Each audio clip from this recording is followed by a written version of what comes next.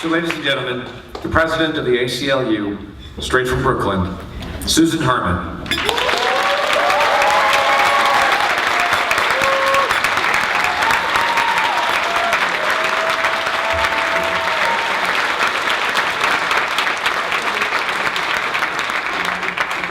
Thank you so much and good evening.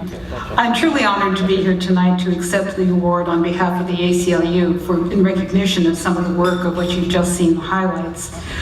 I also think that the ACLU is an excellent example of your theme for tonight's dinner, the power of diversity, because rather than just represent one group, no matter how defined, our mission, according to our founder, Roger Baldwin, was to defend everybody. Now, what that means to me, our credo, is that to me, the denial of somebody else's right to freedom or equality or justice should be just as disturbing as the denial of my rights. Yes.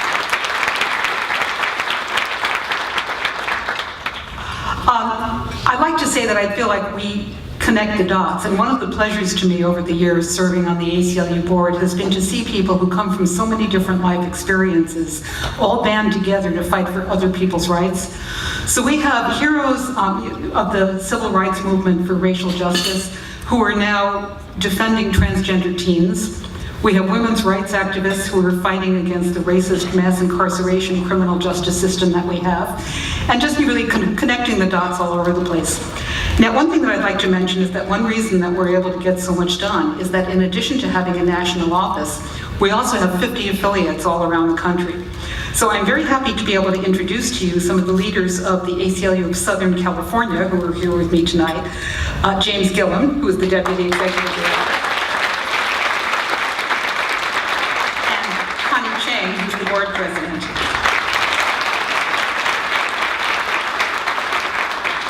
Now, one reason why I think it's especially to recognize the ACLU of California is that it was our California affiliates who truly led the fight against Executive Order 9066, representing both Gordon Hirabayashi and Fred Korematsu. And I had the occasion to meet both Gordon and Fred at a wonderful evening where the ACLU awarded both of them our Roger Baldwin Medal of Liberty, which is our organization's highest honor for their bravery and courage. And I don't need to tell you about how Executive Order 9066 is still casting shadows on people. Well, when the ACLU began in 1920, it was during another time of great xenophobia. So one thing that a lot of people have not heard of these days are the Palmer raids. They're not covered so much in school anymore. But 1919 and 1920 were a time when people were very afraid of anarchists and communists. And Attorney General Richard Palmer, after whom the Palmer raids were named, arrested and deported over 6,000 European Americans, European immigrants, mostly from Russia and from Eastern Europe, because several anarchists had planted a bomb nearby his home. Now, you recognize the same kind of dragnet thinking? To me, it's just a staggering lack of humanity and lack of empathy to be willing to upend the lives of thousands of people. Thousands of people in the Palmer raids were arrested, treated terribly, deported, just because you are afraid that there may be a few people in that group who are dangerous. I think it's also telling that it seems to be easier for people to deny rights and to lay out the dragnets when people somehow are regarded as different. Either their ideology is different, as during the Red Scare, or perhaps their ethnicity is different. So many people have been drawing the connection between our past and our present, and we know that our country is doing it again, and that the current dragnet has been laid out for Muslim immigrants. And millions of people, thousands of people, and perhaps millions of people will have their lives affected by this ban. They won't be able to come to the country. They won't be able to maintain their connections with their families. And so I'm sure you know that the ACLU has been challenging this ban. As Scott was saying, I think it's one thing to know that the ACLU has done a lot of litigation, and it's another thing to think about the stories. So I want to tell you one story about the person who was our lead plaintiff in the case in Brooklyn where we won the first TRO against the travel ban. It's nice to be in a room full of lawyers so I don't have to explain what a TRO is. Not always the case. So Habib Darwish was an Iraqi, and he worked as a translator with the American military. Now, being a translator meant that he actually went around with the troops translating whatever they needed translated. And while they were wearing their body armor, he was wearing his baseball cap and his shirt because he didn't get body armor. Hamid is credited with saving the lives of a number of Americans. And then he found over the years, he has a wife and 3 children, and he found over the years that his wife and one of his sons were receiving a lot of threats because not everybody was pleased with the fact that he was so pro-American.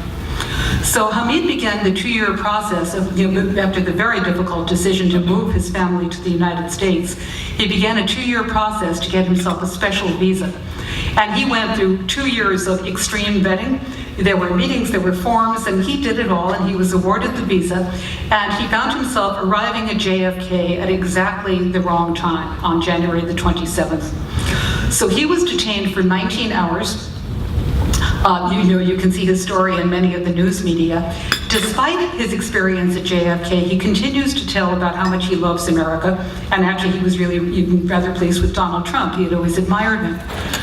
So that's Hamid Darwish. Now, so our lawyers went into court and with breathtaking speed. The executive order was issued at 5 p.m. on January 27th. I believe it was 5 p.m. So that evening, the lawyers were talking about what to do. The next day, they were in federal court at 6 a.m. with the papers, and the judge issued the order that evening. Can you imagine? This was incredible speed.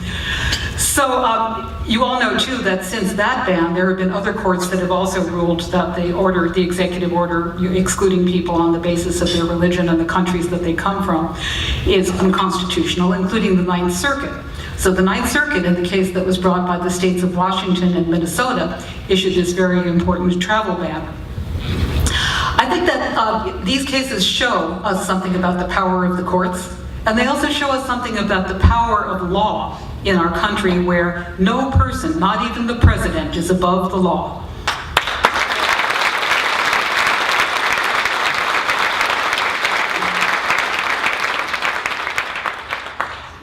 So in terms of the power of diversity, here's something else that I want to tell you about this litigation. The ACLU now has 14 cases filed around the country pending in different forms about the travel ban and other related immigration-related policies. But we are not alone in our fight. The ACLU, certainly we have a lot of lawyers and we're doing a lot of work, but we have great allies in terms of other organizations, plus a number of very interesting individuals. So I want to tell you about one amicus brief that was filed in the Ninth Circuit in the Washington State case that was filed on behalf of the Muslim immigrants and was filed by the Korematsu Center.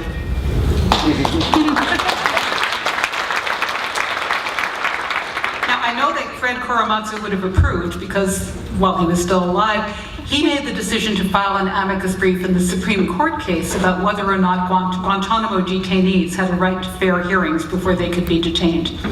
So that was Fred. Fred also connected the dots and understood all this.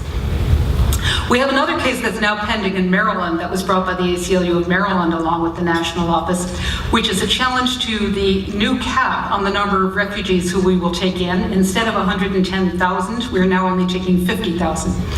So there's a challenge to this limitation on give me you're tired, you're poor. And one of our named plaintiffs in that lawsuit is an organization that goes by the initials HIAS, H-I-A-S. That stands for Hebrew Immigrant Aid Society. This is an organization that was founded in 1881, and their job was to try to help Jews who were trying to flee to the United States to escape the pogroms. They obviously also did a lot of work around World War II, trying to help refugees who were trying to come to the United States. And they made the decision, for the first time ever, they brought a lawsuit they agreed to litigate because they want to stand up for the Muslims. So I think that's pretty terrific. And the executive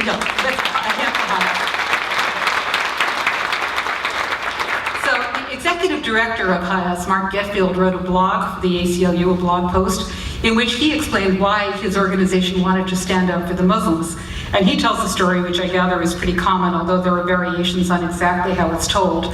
And the story is about Rabbi Hillel, who's a famous rabbi from 2,000 years ago. And somebody asked Rabbi Hillel if he thought he could recite the entire Torah while standing on one foot. Now this is a pretty difficult job because if you go to a synagogue, it takes a whole year to read the Torah. So Rabbi Hillel said, oh, that's simple. So he stood on one foot and said, do not do to anyone else what you would not have done unto you. He said, that's the entire Torah, the rest is just commentary. So There's another ally, and more of the power of diversity. There are hundreds of evangelical Christian pastors and churches that have also risen to sign petitions, to buy ads. They bought an ad in the Washington Post protesting to say, this is not of the America we know. This is not, do not do this in the name of our religion. So the final story that I want to tell you about the power of diversity, which I also find very touching, is there was just a campaign on a thing called Launch Good, which was run by two Muslim activists, Linda Sarsour, who had been the head of the Arab American Association of New York, and a guy named Tariq El-Masidi, who had figured out, he has this organization called Celebrate Mercy. And they decided to have a campaign to raise funds to restore the Jewish cemetery in St. Louis that had been vandalized. So their goal was to raise $20,000, and the last time I looked, they were well over $100,000. So there again, that to me is the example of the power of diversity. And I was thinking the other day that civil libertarians like to say that the best answer to bad speech, to hate speech, is more speech. We assume that if we keep talking, we're going to arrive at the truth. Well, I think maybe the best answer to exclusion and hatred and bad religion is more inclusion and love and good religion.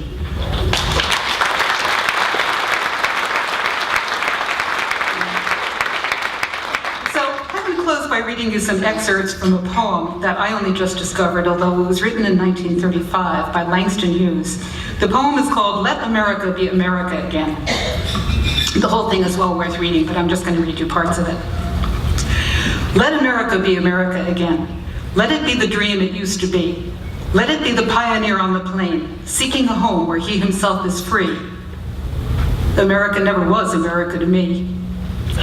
I am the poor white, fooled and pushed apart. I am the Negro bearing slavery's scars. I am the red man driven from the land. I am the immigrant clutching the hope I seek and finding only the same old stupid plan of dog eat dog, of mighty crush the weak.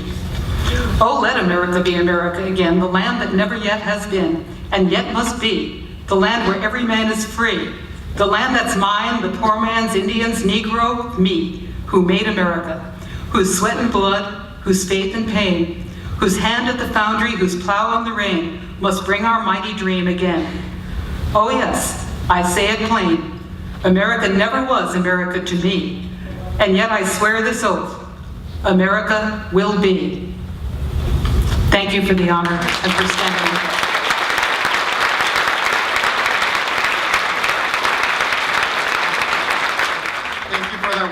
Speech, President Herman.